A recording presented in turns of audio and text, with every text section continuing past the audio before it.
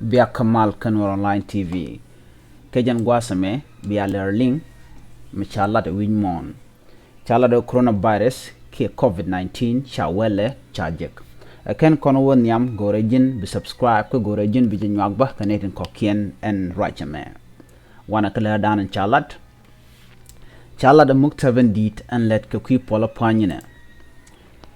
chalat WHO ki World Health Organization malet ko pola pan wi mon kelu eno enjoy covid-19 ki corona cha walejek en tama kwa le lar ni wish mon ler en go teleram bile dier ke jenjoy en wish mon riok ko korun de shop ka diok chalat ramadana kep World Health Organization ni ki director mishale Tedros Azanam chala dan leramo chala do ci scientist ni joye ma jaka jabetel ko cha do bende gangjer yala kam cha jamti non ka je cha ka gek entama a chang baran le kep ba je jaka jaba go kepet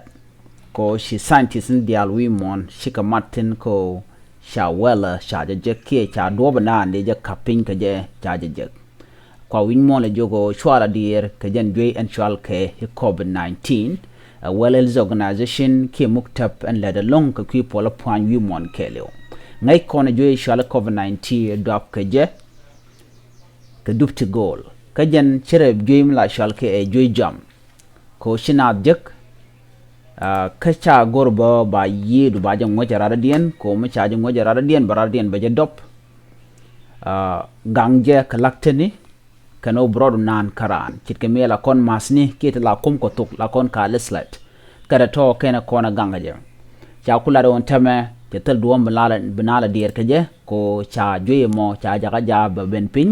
cha jaga ja ba je par ka jwasen ko kien chitke mente malaria ni typhoid ki jwasen ko kien tin gwe keno chile ditelong ki china de la dier ka ke chitke me kon ngajo covid-19 che winmon kelio che jarong cha ler mishte me cha jongun a World Health Organization and go cha covid-19 cha wella cha jek ki cha jom di alten no je cha ka gak alo tele jom bran le luang